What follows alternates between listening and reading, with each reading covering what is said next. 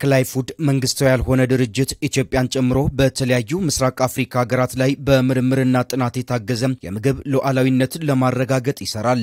በጀርመን መንግስት ድጋፍ የጀርመኑ ሆሄኒየም ዩኒቨርሲቲ ከሐዋሳ ዩኒቨርሲቲ ጋር በመሆን በአየር ንብረት ለውጥ ምክንያት ለሚከሰቱ የምግብ እጥረት ችግሮች እልባት የሚያስገኝ የምርምር ስራን ላለፉት 10 ዓመታት ሲሰራም ቆይቷል። በሐዋሳ ዩኒቨርሲቲ በተደረገው የማጠቃለያ ሲምፖዚየም ላይ የዩኒቨርሲቲው የአካዳሚክ ጉዳዮች ምክትል ፕሬዝዳንት ዶክተር ፍስሐ ጌታቸው ፕሮጀክቱ በዩኒቨርሲቲው ለወጣት ተመራማሪዎች አቅም የሚፈጥርና በአየር ንብረት ለውጥ ሳቢያ ለሚፈጠር የምግብ እጥረት ችግር እልባት አስተዋጽኦ የጎላ ነው ብለዋል። ክላይፉድ uniquely addresses the critical two-pronged challenge facing Ethiopia and East Africa. ክላይፉድ በኢትዮጵያና በምስራቅ አፍሪካ በአየር ንብረት ለውጥና በምግብ ዋስትና ማረጋገጥ ሂደት ተደራሽ የሆነ ፕሮጀክት ነው። ወጣት ተመራማሪዎችን አቅም ከማጎልበት ባለፈም ለድህረ ዶክተሬት የምርምር ስራ አጋዥ የሆነ ፕሮጀክት ነው። በዩኒቨርሲቲያችንም ሆነ በሀገሪቱ ይህ ፕሮጀክት ያለው ሚና የላቀ መሆኑን ለመግለጽ እወዳለሁ። program has significantly enhanced capacity at our university and across Ethiopia. ፕሮጀክቱ በኢትዮጵያ በተለይም በሐዋሳ ዩኒቨርሲቲ የሰራቸው ችግር ፈቺ የምርምር ስራዎች ውጤታማ መሆናቸውን የገለጹት በጀርመን የክላይፉድ ፕሮጀክት ዳይሬክተር ኒኮል ሹንሌበር ከዩኒቨርሲቲው ጋር የተሰራው ስራ ውስን የነበረውን የተመራማሪዎችን አሃዝ ከፍ ያደረገ መሆኑን ጠቅሰዋል። Absolutely, because it's a big project for such a university, and when we started at the beginning ፕሮጀክቱ በጣም ትልቅ ነው። የሐዋሳ ዩኒቨርሲቲን በምርምር ስራዎቹ እየበለጸገ የመጣ ተቋም ነው። ይህ የኛ ፕሮጀክት ሲጀመር ውስን የሆነ የፒኤችዲ ፕሮግራም ብቻ ነበረን። አሁን ግን እያደገ መጥቷል። ወጣት ተመራማሪዎችም የምርምር ስራዎቻቸውን ማቅረብ ጀምረዋል። ዩኒቨርሲቲው በሰራው ስራ ደስተኞች ነን።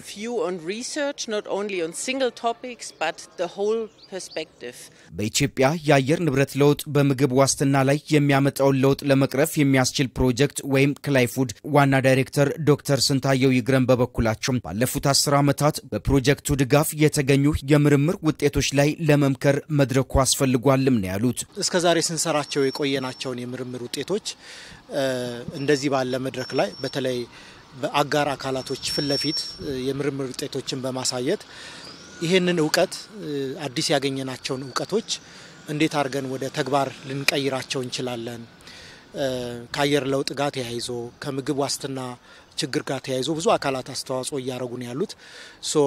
እኛስ ከዚህ ምን ልናረግ እንችላለን በሚል ለመመካከር ነው ይሄን መድረክ ያዘጋጀ ነው። ዓለም እየተፈተነችበት ባለው የአየር ንብረት ለውጥ ምክንያት የምርት እጥረት እንዳይገጥም ብቁ ዜጋ ለመፍጠር የመድረኩ ዓላማ ነው ያሉት በሐዋሳ ዩኒቨርሲቲ የክላይፉድ ፕሮጀክት የትምህርትና የምርምር ዘርፍ አስተባባሪ ፕሮፌሰር ተስፋዬ አበበ ናቸው። እንደምናውቀው በአገራችን ሆነ በዓለም ላይ የአየር ንብረት ለውጥ ከፍተኛ ችግር እያስከተለ ነው።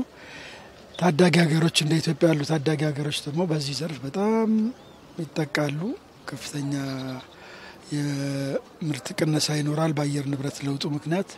ስለዚህ ይሄንን የአየር ንብረት ለውጥ ተቋቁመው የምግብ ዋስትና እንዴት ማሻሻል ይቻላል የሚል ፕሮጀክት ሲሆን በዘርፉም በዚህ ላይ የሚመራመሩ ባለሙያዎችን ማፍራትና የተለያዩ ምርምሮችን መስራት ነው ዓላማው። ከ57 በላይ የምርምር ስራዎችን ከገመገሙ ምሁራን መካከል ዶክተር ሂሩት ጌታቸው መሰል ችግሮችን ለመቅረፍ የአጋር ድርጅቶች ሚና የጎላ ስለመሆኑም ተናግረዋል። ለምርምር ውጤቶች እገዛ በማድረግ ከፍተኛው ሚና የተጫወቱ ናቸው በዚህ በክላይፉድ ፕሮጀክት። በተመሳሳይ መልኩ ወደፊት በዚህ ሁኔታ ከሐዋሳ ዩኒቨርሲቲ ጋር እንደ ዩኒቨርሲቲ ኦፍ ሆሄኒየም ያሉ ዩኒቨርሲቲዎች ኮላቦሬት አድርገው ቢሰሩ እጅግ ከፍተኛ የሆነ የምርምር ውጤቶችም እንደሚወጡ ተስፋ አደርጋለሁ።